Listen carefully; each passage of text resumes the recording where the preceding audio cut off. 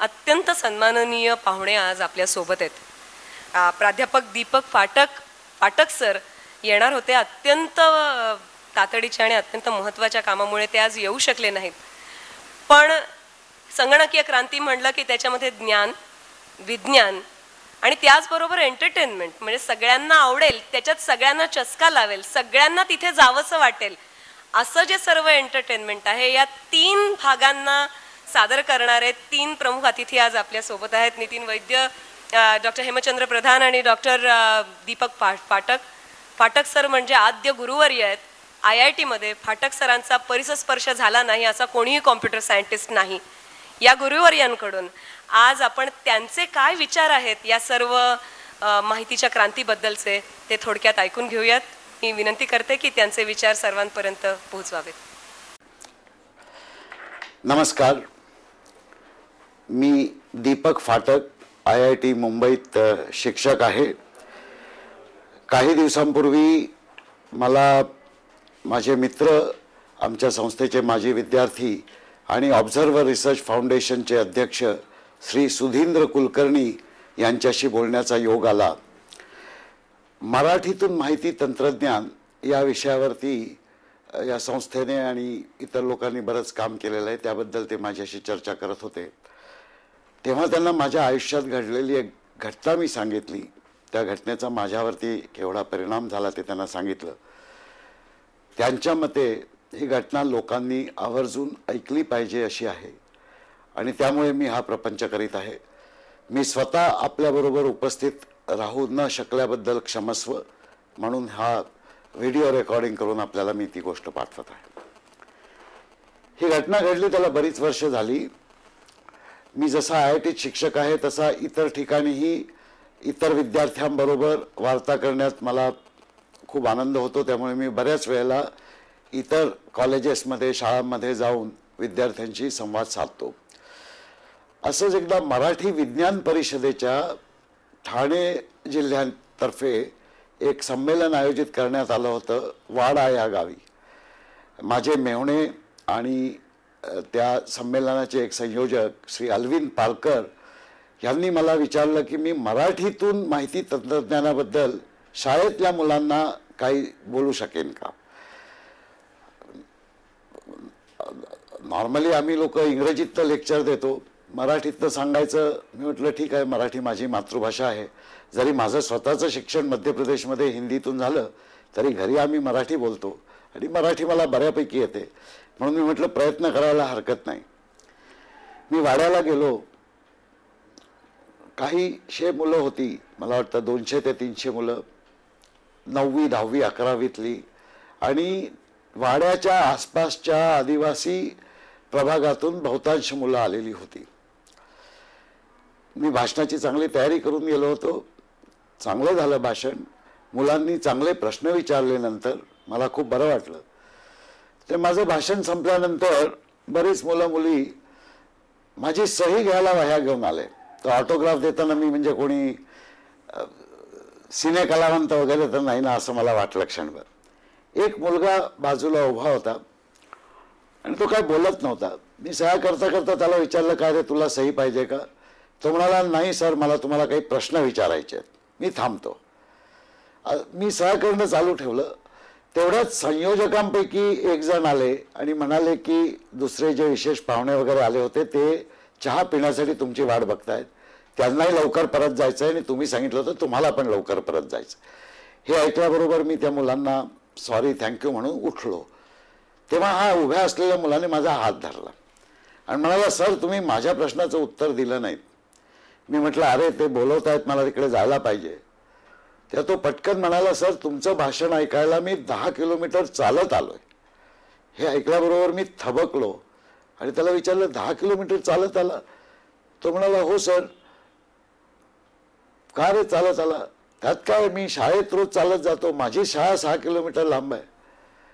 हे ऐकून मला अजून कुतूहल वाटलं की म्हटलं, तू कुठे राहतोस तिथं तुझ्या शाळेपर्यंत जायला यायला काही सोयी नाहीत का. तो म्हणाला, हा टेम्पो बस वगैरे असते पण आम्हाला परवडत नाही सर, म्हणून मी पायी जातो. आणि मग पुढे तो अभिमानाने म्हणाला, सर मी माझ्या वर्गात पहिला येतो. हे ऐकून मी चहा वगैरे सगळं विसरलो आणि त्याला म्हटलं, सांग, विचार, काय प्रश्न विचारायचा.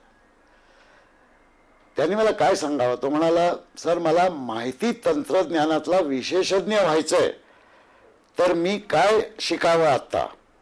म्हटलं, का रे, माहिती तंत्रज्ञानाबद्दल काय एवढं. मला नंदन निळकिणी सरांसारखी एक मोठी कंपनी बनवायची आहे. हे ऐकून मी चाट पडलो. 9वीतला तो मुलगा होता. मी त्याला विचारल्यानंतर 9वीत शिकतोय, त्याला मी हेही सांगितलं की 9वी बाबा, अजून खूप तू लहान आहेस, 9वी 10वी 11वीसाठी अभ्यास कर, जमलं तर IITची परीक्षा दे. त्याला IITच्या परीक्षेबद्दल सांगितलं.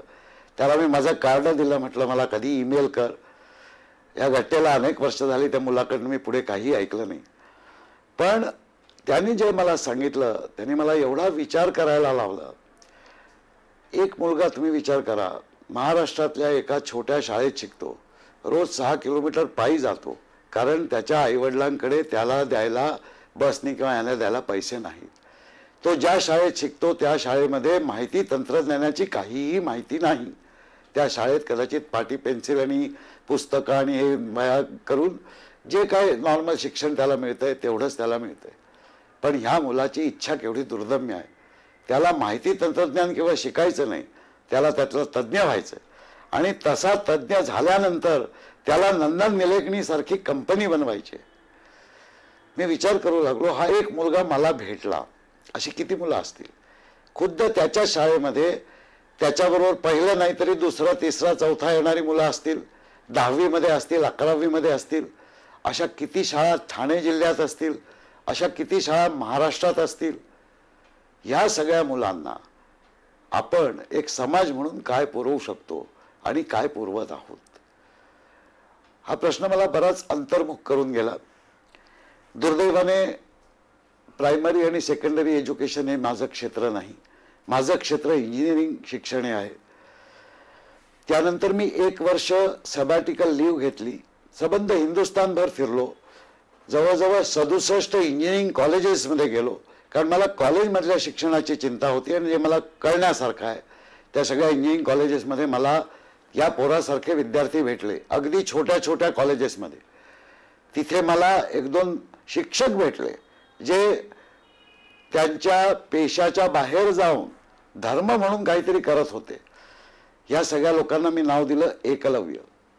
आणि अशा एकलव्यांसाठी आपल्याला काय करता येईल म्हणून मी IITत एक एकलव्य प्रोजेक्ट सुरू केलं आणि एक आउटरीच प्रोग्राम सुरू केला की ज्या योगे ऑडिओ व्हिज्युअल रेकॉर्डिंग केलेले कोर्सेस, वर्कशॉप्स हे लोकांपर्यंत पोचवावे. एक पोर्टल सुरू केलं. दुर्दैवाने माझे हे सगळे प्रयोग केवळ इंजिनिअरिंग शिक्षणापुरती मर्यादित आहेत, कारण ते मला कळतं. पण माझ्या मते असे आणि इतर अनेक प्रयोग भारतीय भाषांमध्ये आणि इतर क्षेत्रांमध्ये प्राथमिक शिक्षणापासून उच्च शिक्षणापर्यंत हे अंगीकारणं जरुरी आहे. या संदर्भात मला असं सांगावंसं वाटतं की श्री सुधींद्र कुलकर्णी आणि त्यांच्या इतर सहाध्यायांनी मिळून जे हे पुस्तक बनवलं आहे, हे पुस्तक मी वाचलं आणि त्यात ते म्हणतात त्यातली जवळजवळ प्रत्येक गोष्ट अत्यंत निकडीने करणं गरजेचं आहे. महाराष्ट्रामध्ये मी महाराष्ट्र सरकारच्या अनेक माहिती तंत्रज्ञानाबद्दलच्या प्रयोगांमध्ये सामील झालेलो आहे. मी अतिशय हुशार आणि कामसू शासकीय अधिकाऱ्यांबरोबर काम केलेलं आहे. पोटतिडकीने काम करतात ते. मी त्याचप्रमाणे अनेक राजकीय नेते जवळून बघितलेले आहेत की जे अत्यंत जिद्दीने काही गोष्टींचा पाठपुरावा करतायत. पण मला असं वाटतं की मराठीतून माहिती तंत्रज्ञान ह्या एका विषयाकडे शासनाचा आणि नेत्यांचा असावा तितका फोकस मला दिसत नाही. माझी अशी आग्रहाची विनंती आहे की मला ज्याप्रमाणे त्या वाड्याच्या एका संमेलनात एक मुलगा भेटला, त्याप्रमाणे अशी जर 10,000 मुलं 10,000 शाळांमध्ये महाराष्ट्राच्या असतील तर त्यांच्यासाठी आपण काय करतोय, त्यांना आपण मराठीतून नवीन जगाची ओळख, नवीन ज्ञान देऊ शकतोय की नाही हे महत्त्वाचं आहे. माझ्या मते सगळ्याच मुलांना शिक्षण हे चांगलं मिळालंच पाहिजे. पण त्यातूनही जी मुलं जिद्दीने काम करतायत, जिद्दीने अभ्यास करतायत, वर्गात पहिली येत आहेत, अशा मुलामुलींकडे आपण जास्त लक्ष दिलं पाहिजे असं माझं मत आहे.